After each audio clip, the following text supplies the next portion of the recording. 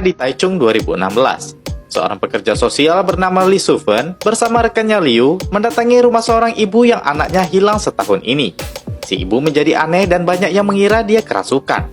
Setelah sampai di rumahnya, wanita itu tidak mau membuka pintu. Setelah mencoba menekan bel beberapa kali, akhirnya wanita bernama Lin Mehua itu pun hadir. Sufen langsung bilang tujuan mereka datang ingin mengetahui keadaan Yongqing anaknya. Mehua bilang Yongqing tidak ada. Liu bilang mereka hanya menjalankan tugas dan meminta izin masuk dengan sopan. Mehua pun membuka pintunya. Terlihat banyak tato mantra di tubuhnya. Mehua bilang anaknya tinggal bersama kerabatnya. Baru seminggu yang lalu dia bertemu. Liu bilang menurut tetangga, Yongqing sudah setahun tak pernah kelihatan. Mereka pun meminta alamat kerabat Mehua. Mehua bilang mereka tinggal di pegunungan yang tak mudah dijangkau. Sufen melihat ada yang berjalan di balik pintu.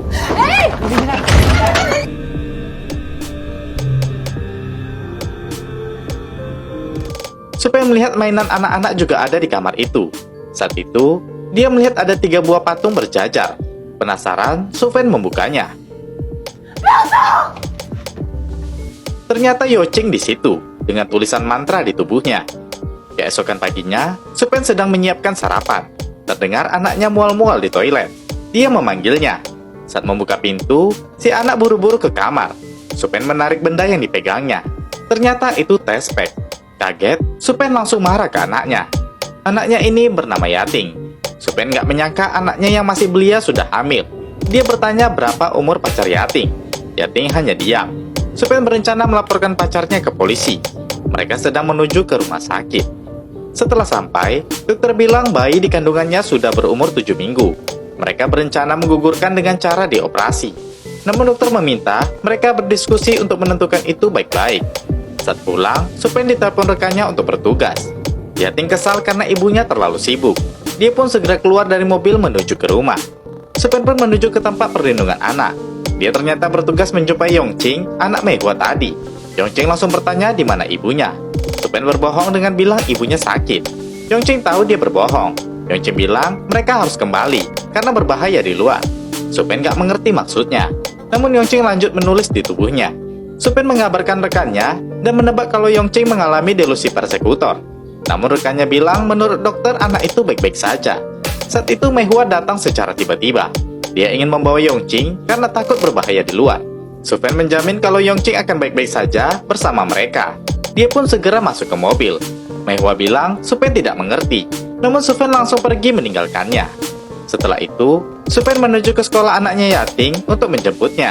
Namun Yating tidak ada. Ditelepon juga tidak bisa. Saat masuk ke kelasnya, gurunya bilang Yating sudah pulang. Sufen pun segera pulang. Namun Yating tidak ada.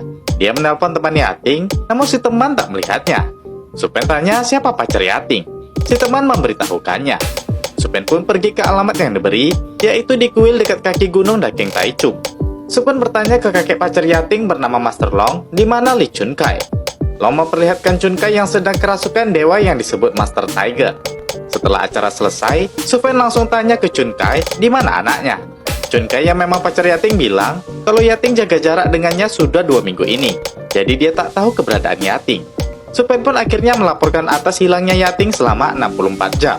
Dari CCTV, sukarelawan menemukan Yating terakhir kali menuju rumah sakit Lama Shanen di dekat bukit. Saat melihat CCTV di sekolah, terlihat Yating pulang bersama seorang anak berbaju merah yang ditebak Chunkai sebagai hantu. Besoknya, pencarian Yating pun dilakukan bersama Sufen. Menurut tim, sejak kecelakaan taman hiburan 10 tahun yang lalu, banyak penampakan yang terjadi di sini. Tahun lalu, sebuah keluarga yang piknik juga melihat anak baju merah ini. Saat melakukan pencarian, ternyata Chunkai mengajak tim dari kuilnya untuk mencari Yating juga. Terlihat Chunkai kerasukan Master Tiger untuk mencari Yating. Saat mencari, Chunkai menemukan sepatu Yating di dekat rumah sakit lama.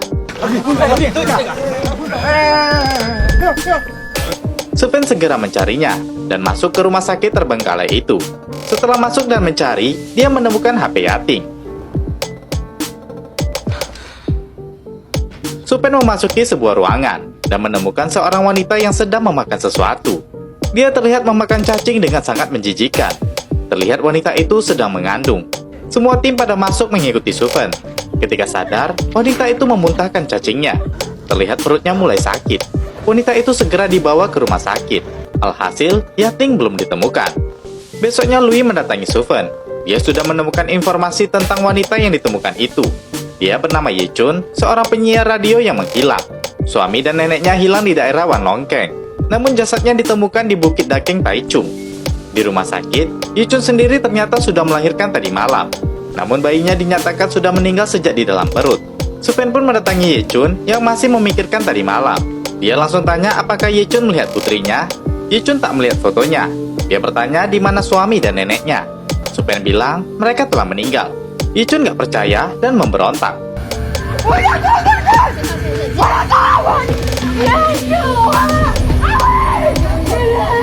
Setelah itu Ye Chun dibawa ke tempat pemakaman. Dijelaskan, selain Wei dan neneknya, Bibi Sui dan Paman Kun juga sudah meninggal. Nenek Wei meninggal tak lama setelah ditemukan di Gunung Wan Long Keng. Ye Chun pun diarahkan ke tempat makam suaminya.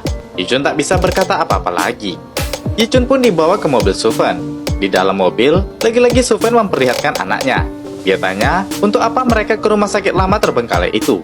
Ye Chun bilang, Yating menangis di toilet karena hamil. Tapi dia tak ingin anaknya diaborsi seperti keinginan ibunya. Suven terdiam. Dia pun mengajak Ye Chun tinggal bersamanya untuk sementara ini. Dia meminta bantuan Ye Chun untuk mencari Yating. Paginya Ye Chun melihat koran tentang kematian suaminya Wei dan neneknya, serta Bibi Sui dan para korban yang meninggal lainnya.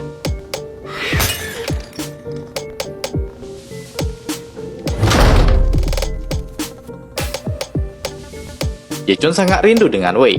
Suven sendiri datang ke kuil tempat Chun Kai. Setelah Chun Kai kerasukan roh Master Tiger, Master Long tiba-tiba kerasukan roh si anak baju merah. Chun Kai langsung tanya, apakah si roh ingin bernegosiasi? Master Long mengiyakan itu. Dia ingin mereka mencari ibunya. Chun Kai tanya di mana ibunya. Roh menunjuk ke Suven. Suven yang berpikir ada hubungannya dengan Ye Chun segera mencarinya di rumah. Namun Ye Chun tidak ada. Dia melihat kertas dengan mantra yang tak asing. Dia mendatangi rumah Mei Hua. Dia tanya apakah Mei ada ke rumahnya. Mei mempersilahkannya masuk. Dia tanya apakah ada yang hilang dari anggota keluarga Suven, karena dia sebelumnya melihat anak berbaju merah. Saat Mei Hua buka, ternyata itu adalah Ye Chun. Mei membuka pintu dan menunjukkan tato mantranya.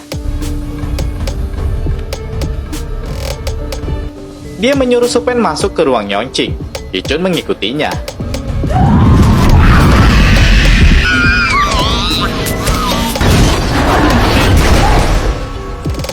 Tiba-tiba hantu anak baju merah menghilang. Mei Hua mencarinya ke dapur, namun ternyata si anak berdiri di belakangnya.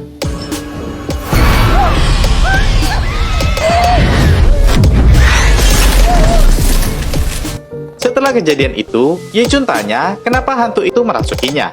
Mei Hua bilang karena Ye Chun terobsesi untuk tidak melepaskan suaminya, jadi roh gampang mengelabuinya. Ye Chun tanya kenapa hanya dia yang tidak dibunuh. Mei Hua bilang Ye Chun dilindungi anaknya, jadi anaknya yang mengorbankan diri agar Ye Chun selamat. Suven bilang tadi dia habis dari kuil dan melihat master kerasukan roh. Roh itu bilang dia ingin mencari ibunya, dan hanya Suven yang tahu keberadaannya. Mei Hua bilang, ibu yang dicari roh adalah dirinya sendiri. Mereka kaget mendengarnya. Mei Hua bilang dia adalah ibu si roh. 18 tahun yang lalu, pada tahun 1998, kecelakaan terjadi di Taman Taichung.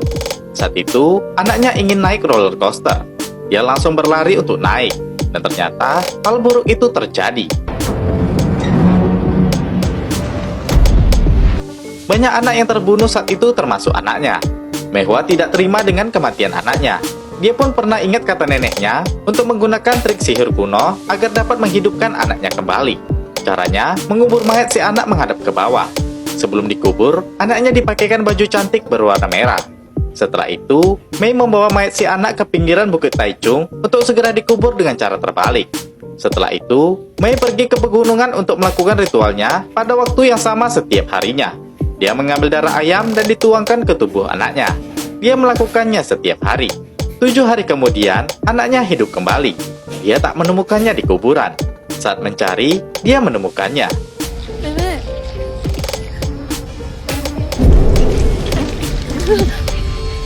Mei segera berlari.